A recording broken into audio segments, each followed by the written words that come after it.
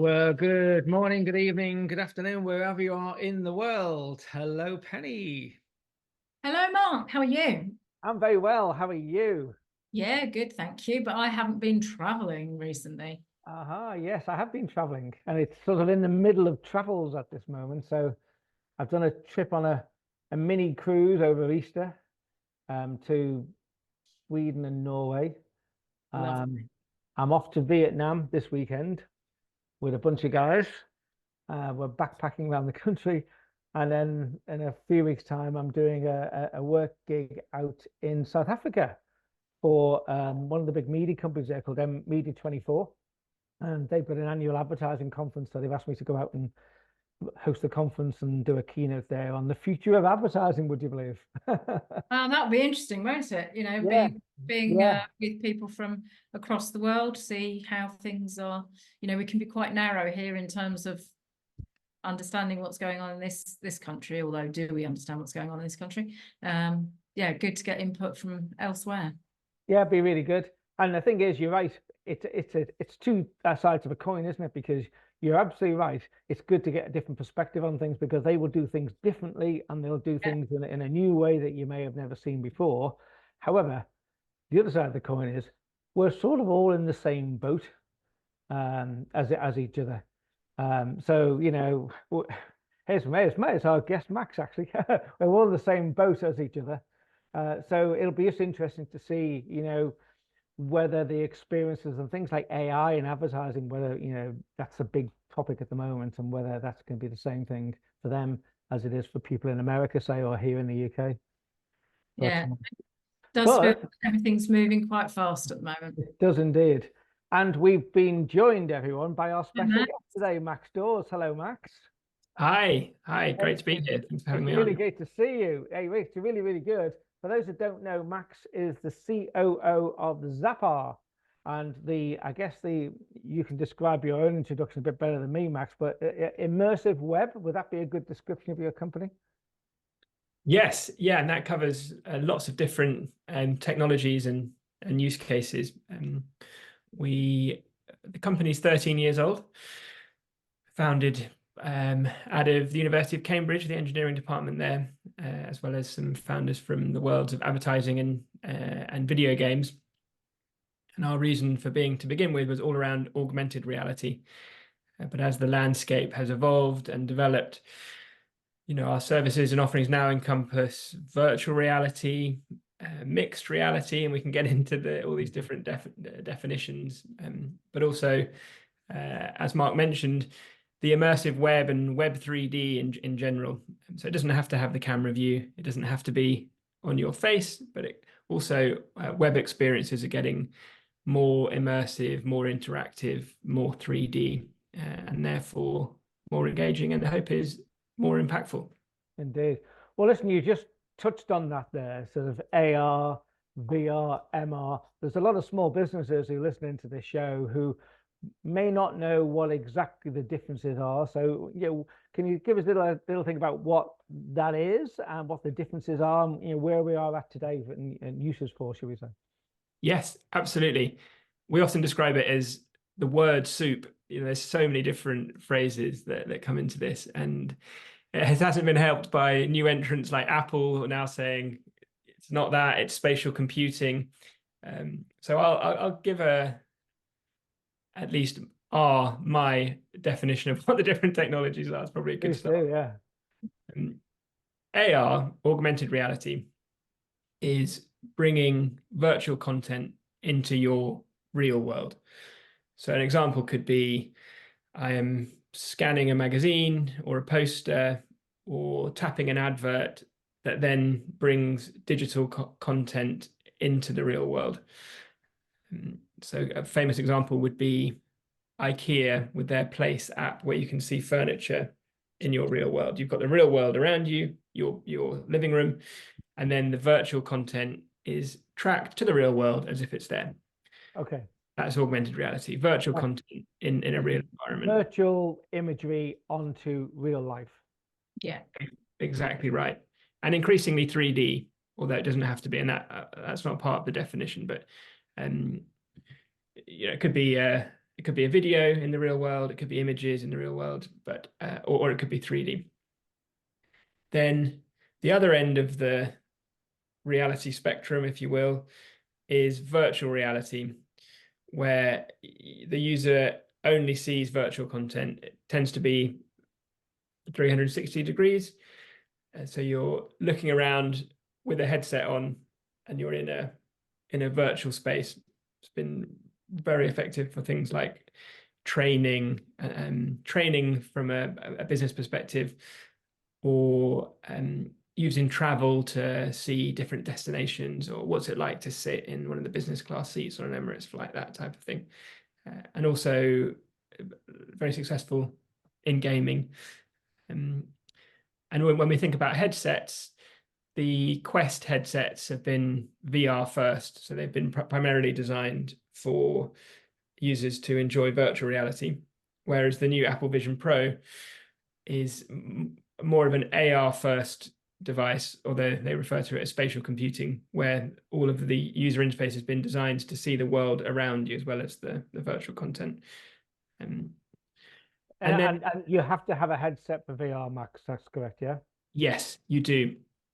But it doesn't have to be a dedicated headset. There was Google Cardboard years and years and years and years ago did a good job of getting VR experiences into schools around the world, really low cost product. Yeah, I hope it doesn't come across like I'm plugging our product straight away, but we have a product called ZapBox, which I've got one here, which is it's a mixed reality headset, but it uses your existing smartphone. So it holds your smartphone in front of your face, and you've got an open periphery, and you can have either a VR or a mixed reality experience there. So yeah, when companies are thinking about their strategy in this immersive space, thinking about the use case and the user base and the objectives will define whether a mobile handheld AR experience will be best, or whether a VR, whether that's with a product like ZapBox with your phone in it, or a dedicated headset like Quest or Pico or Apple Vision Pro, and whether that's a dedicated piece of hardware. Yeah, and that kicked into mixed reality. Is that what it sounds like, a mix of those two things? Yeah, when people say mixed reality, they often mean AR, but through a headset, and with other inputs and controllers. So on a larger format, is what we often refer to as mixed reality. And then the collective term for all of them is XR. So XR covers AR, VR, and MR. Right, gotcha. Okay, so just coming back on those points there, funny enough, Penny and I were just talking about this, and some of the technologies you've mentioned have been around for a number of years, haven't they?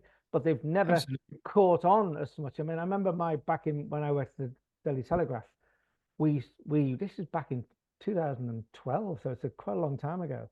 We did with one of your guys, funny enough, Stephen Shaw, we did an experiment with the Telegraph where every image in the newspaper from one particular Sunday Telegraph was captured, and most of those pictures in the paper were ads, and we sold I think it was like a 15% uplift on the cost of the ad if it was made as an AR ad.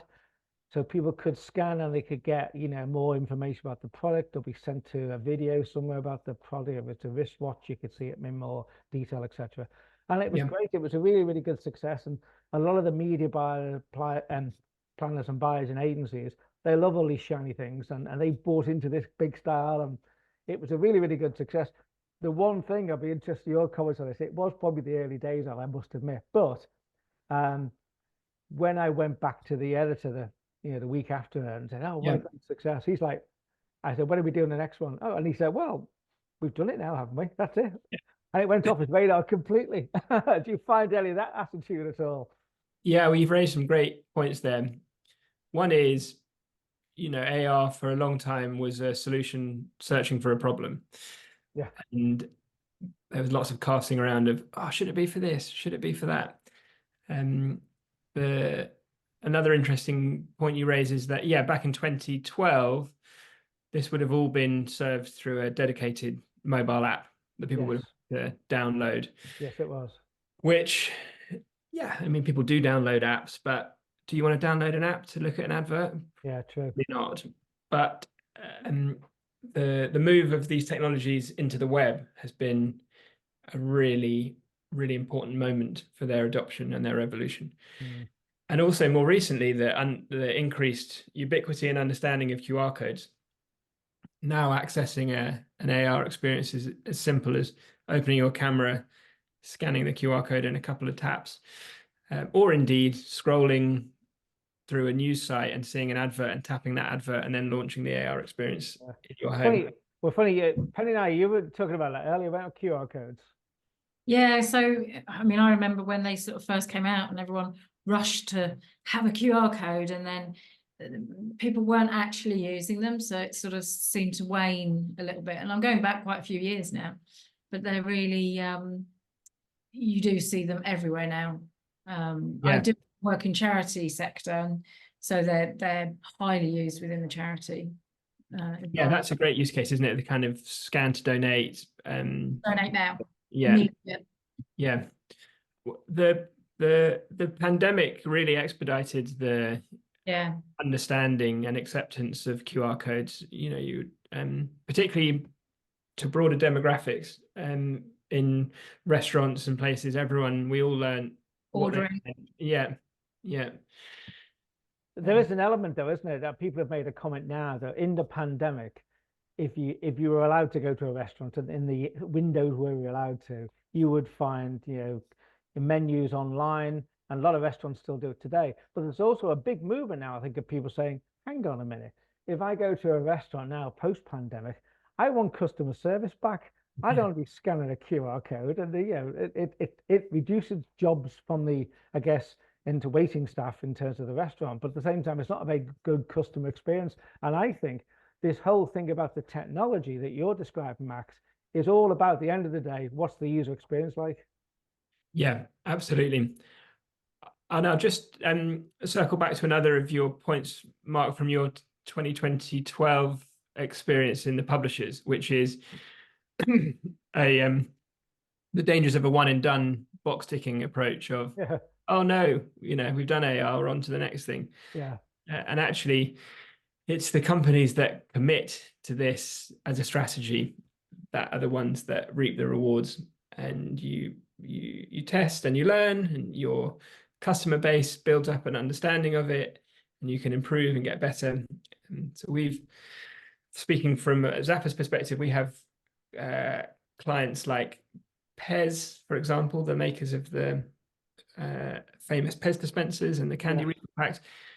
We've been working with them for 8 years now, I think, where they have added AR experiences to their refill packs, which you can then scan and activate through an app. And I know I just said, you know, apps aren't for everyone, but if you are building a user base and it's full of games and fun AR experiences, so they've seen it as an always-on marketing channel for them now. So they're the opposite of one and done, and are seeing increasingly high levels of engagement. Yeah. Now, all you described sounds brilliant, but a lot of people, as I said earlier, who listen to this show are small businesses. So is this a technology which is hugely expensive that, you know, the small high street businesses would not be able to dream about getting involved in? No, in a word, they aren't and shouldn't be excluded from it. A big change in the landscape over the past 5 years or so has been the introduction of self-serve tools and the lowering of the skills and capabilities required to build these types of content experiences. So there are lots of tools available, including ZapWorks, which is a suite of tools that my company ZappAR creates, but other tools are available. And this has allowed people to experiment without the need for hiring in agencies or having a huge design team or needing developers. It's especially coupled with the rise of tools like Canva for designing UI and buttons and just the kind of rise of the citizen developer and not needing to just be able to script and code to create these types of experiences. And we've been careful to not exclude small businesses from our pricing structure as well. We know that budgets are tight in small businesses. Yeah. Being a relatively small, well, medium-sized business ourselves, and yeah, we have lots of SMB customers. A couple that spring to mind would be really, really cool snack brand called Insane Grain, young founder, healthy snack brand, just starting to get into retail, and they created this really sort of cheeky, irreverent Harry Kane experience from their crisp packets. I think maybe before they even had permission for him, and then eventually they kind of got forgiveness rather than permission type thing. So Harry Kane comes to life off their Insane Grain snack packs, and they built that themselves. Didn't take very long, didn't cost them very much. Really nice way for them to engage with their consumers and bring their brand personality to life. And then another small business would be a company that makes really lovely high-end plates and bowls, crockery, I think is the word, for restaurants. And their main route to market is through a brochure that they create and that they send out. And I think that maybe their salesperson takes around with them. And restaurant managers and chefs can scan this brochure to see the plates in 3D and explore them more. And that's another nice example of a small business using it as part of their sales outreach without breaking the bank. So are they using what you showed earlier, Max, that ZapBox, did you call it? They're not. They're using mobile AR. So the Insane Grain snack packs you scan with your phone from a QR code. The plates catalog is again through the phone. But yeah, that moment. So if the salesperson is going in with the catalog and showing it with their phone, that is the type of moment where a head-worn experience might make sense. And we're seeing that increasingly in the pharma industry, where sales reps go and sit with healthcare professionals. And before they had this dusty old PowerPoint deck that they went through. But now, if you know you've got that person's attention and you've got more than 15 minutes, get them to put on a headset and try things out really makes sense. Whereas eating a packet of crisps, I'm on the go, just thinking about that occasion. So an assisted sales moment makes sense for a headset. If I'm at home in my leisure time, a headset makes sense. If it's more on the go, then mobile AR is going to be the right solution. It's a good point, that, because I remember back in my newspaper days, I did something very similar with, so again, to get media planners and buyers within agencies to understand the shift from going from a print newspaper ad to a digital ad, where of course there's a million variations of interactive advertising. What we did was we created a special edition of that Telegraph, and on every page there was an ad, different shapes, different sizes, and if you scanned any of the ads, it showed you what the digital ad range would look like if you transpose that from print into digital. And therefore we tried to upsell them to a print and digital campaign. That's a nice idea. Yeah. So yeah, that worked really well. I think that's a really good use for it. Yeah, cross-selling in general is a really nice use case for this type of technology. If you are, if someone's scanned one of your products and you can then see the rest of your range, or, let people serving instructions, but that kind of, cross-range opportunity, because you've really got their attention. Yeah. There's no such thing as ad fraud with AR, because it's an active thing. Someone's scanned, they've tapped the permissions, they're there, they're leaning in, they're really choosing to be with you in your brand, rather than a display ad that they're not interested in. Or now, Max, you mentioned earlier something. Well, we talked about QR codes, but I've got written down here that the term accessible QR codes. What are they? Well, I'm not sure if you'll be able to see with my camera, but this here is an accessible QR code. This is a Bayer product here. About 2 years ago, we were through our work with Unilever, alerted to the issue of a whole section of society being excluded from product packaging information, and that's people who are blind and partially sighted. Easy to take it for granted that you can just pick up a pack and check the use by date, check the allergens, know actually what the product is in the first place. So we developed something called ZapVision and accessible QR, meaning that with the addition of these extra bits around the existing QR code, this can be scanned from much further away. Over Can you hold up to the screen a little closer? Yeah. Oh, I see what you mean now. Yeah. Yeah. So these extra bits here, yeah, can be scanned from much further away, and a blind or partially sighted user can have the another one here, have the category announced, and then the specific SKU, and then they can tap in to either have enhanced font size or get that information in an audio form where they're able to see, or they're able to then consume that information in a way that suits them and their needs, all the way through to how it's used and things like that. right. If I'm not mistaken, haven't I seen a video of this in use somewhere online? Yes. You don't have it there, do you? We can watch. I do. I'll just pull it up now. Be interesting. That's why I wrote it down, this accessible QR, because I'd never seen it before, but it's such a great idea. Yeah. Am I able to share my screen? You should be able to, I think. Yeah. Okay, great. Yes, I am. Optimize for video clip. That might be useful for you here, Pennon, in charity.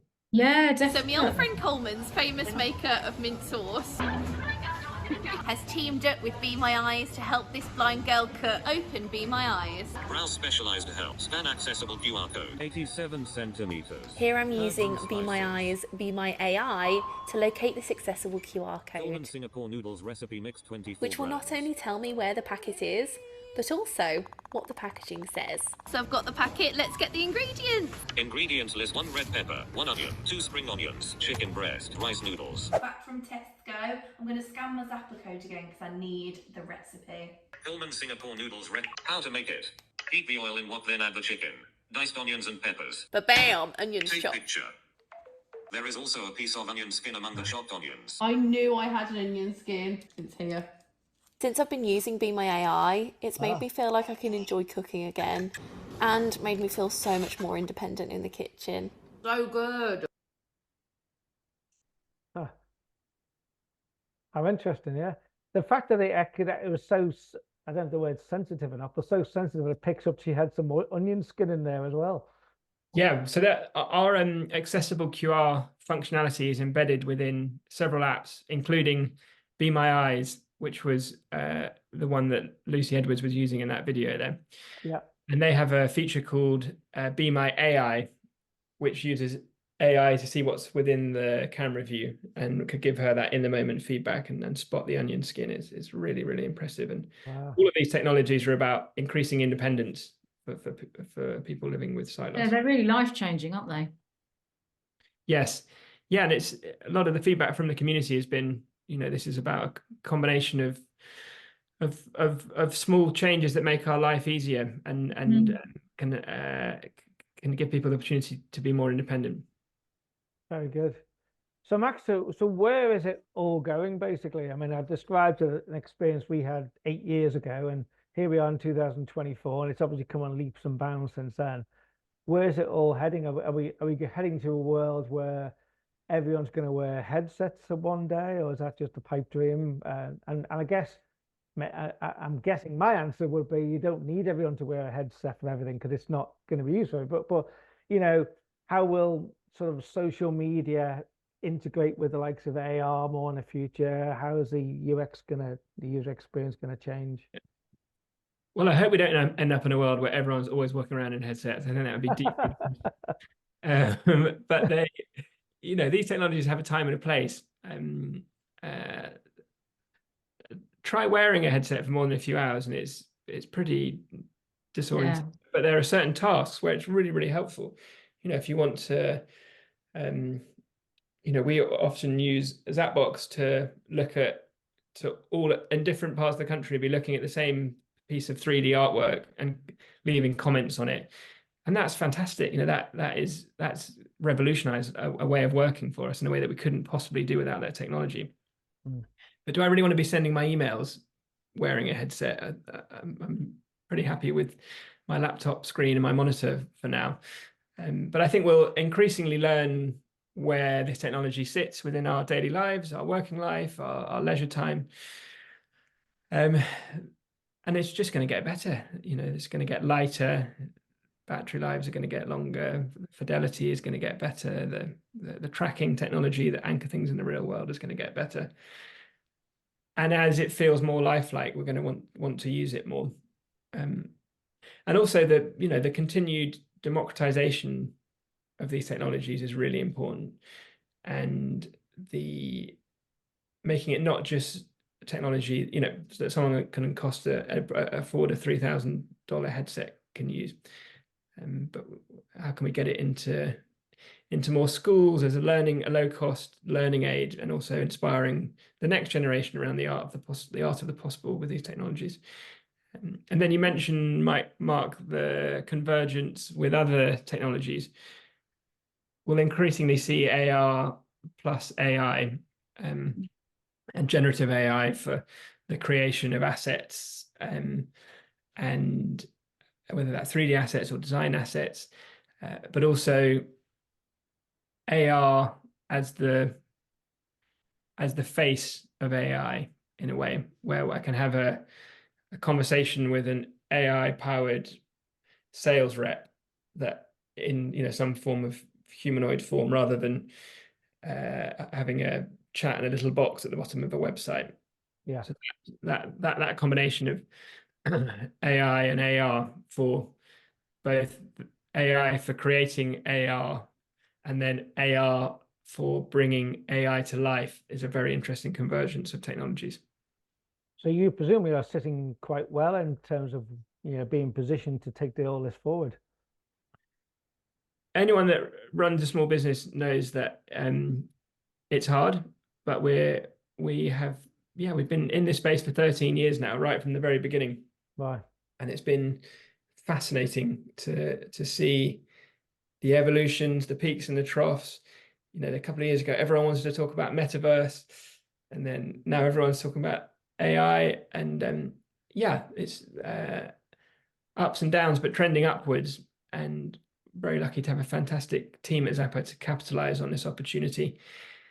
And we're well placed. We're the originals, still standing and going strong, and very excited about how all of this expertise we've built up over the last 13 years means that we're really well placed to capitalize on these opportunities as they can continue to present themselves. So when you joined, we were talking about how my perception is technology is just moving so fast. Yeah. You've seen a lot of change in 13 years. I would imagine the next 5 years we'll see even more rapid change. Couldn't agree more. Any sort of key predictions from you? Let me just ask an AI chatbot about that. It's going to, without rehashing what I've just said and being super vague, I think it's going to get cheaper. It's going to get better. It's going to get more prevalent. It's going to find how it can be useful in our lives. There's sort of it's whizzed off the end of the Gartner hype cycle now, hasn't it? I think it's just AR is here. It's here to stay, and we're all learning where it fits and how we want to use it, both at work and at play.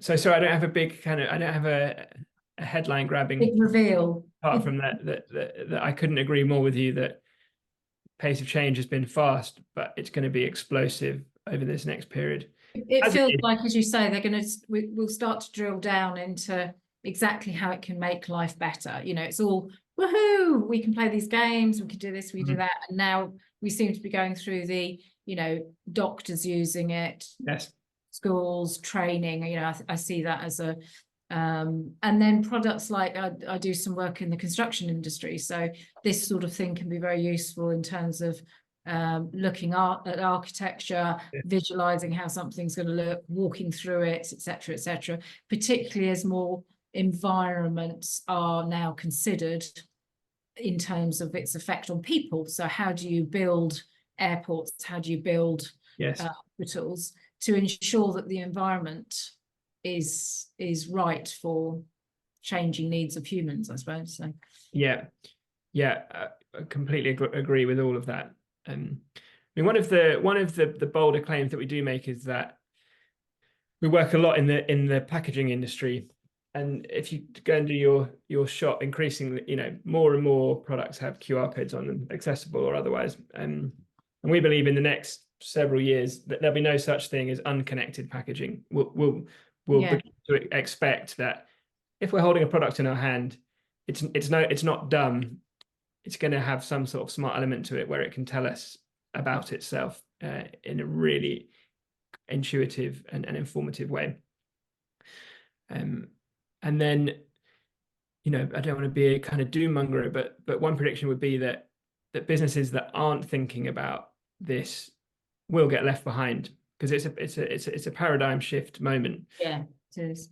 And large or small need to be thinking about how our businesses exist in this new 3D virtual mixed reality world. Which then leads us on to ask finally, Max, you know, whether you're big or small, as you say, you need to know about this. Is this where your ZapBox can come in for small businesses? Just rerun again. What does this do for you? So ZapBox, not sure whether you can see the product very well here, but I think so. Yeah, so ZapBox uses your existing smartphone, which then can go on your head with these Bluetooth enabled controllers, and it costs $90, and it allows small businesses to start experimenting now. $90, wow, that's great. So $90, plug your iPhone into it, and you can start to understand what people mean when they talk about mixed reality and virtual reality. There's lots of apps that people can begin to play with, and it's just I think it's about education and awareness, and also confidence to not feel like this is a futuristic tomorrow technology, but you know, knowing what it feels like to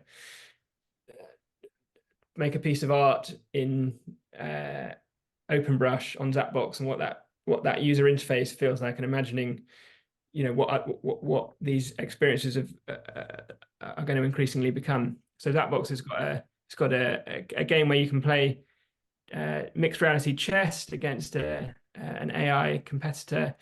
It's got OpenBrush. It's got a pool game. So yeah, worth getting one if you're intrigued about what all these words mean. Yeah, so it's a great tool to educate your staff on the technology. Yeah, educate yourself and your staff. So to take this out of a sort of hypothetical imagined thing and actually have tried it. Yeah, great stuff. So if anybody wants one of these things, where do they get one from? They head to zapbox.io. So ZAPPBOX.io, or just Google ZapBox, ZAPBOX, and you'll end up on our website. Great. That's really good. Well, listen, Max, thank you so much for that. It's been an education, I'm sure, for me. And it's really is. It's been great. Yeah. Thanks. And hopefully for everyone listening in. So I'm sure we'll be in touch again as this thing moves. I remember picking up Penny's comment before about, where to see it in 5 years. It reminded me of tomorrow. I've got a meeting in Soho with Sir John Hegarty, who is the H and BVH part of Hegarty Media Giant. He's going to be. I'm doing an interview with him at a conference in London in a couple of weeks, and I remember seeing him at a conference recently where first thing he did when he walked on stage was say, "So how many people in the audience?" They're all CMOs. And he said, "How many people in the audience have got a 5-year business plan?" And a lot of hands went up. He said, "Shame on you all. Have a 5-minute one. Yeah. And of Yeah. course, it's been a bit flippant, but nevertheless, just starting to make a point about, you know, the changing pace Change. that things are happening at. It's incredible. Yeah. Well, there's that great quote. If you dislike change, you'll like irrelevance even less. Yeah. Well, I'm glad I got to go before him than after him. It'd be quite a tough act to follow. Well, I've got two people tomorrow I've got to interview. One is Sir John Hegarty, and then Sir Martin Somel in the afternoon. So there's a double Wow. whammy. Well, thank you for slumming it with us lowly. No, well, it's hardly non-noble that. folk. We've been learning about the latest in technology and what we should be looking for the future. So it's anything like that is great by me. So thank you so much for your time. It's been my pleasure. Thanks for having me on. We'll Thank you, speak again Max. soon. Thank you, Max. Thanks. Bye. Bye. Bye-bye. There we go. The interesting stuff. Really interesting. It's got me thinking about a lot of things actually, because I know it's there, but you know, you don't know where to start really, do you? So Yeah, it's what true. he's Isn't it? doing It's is true. you can see it happening around you. You know, I've noticed it on packaging and yeah, no, very interesting.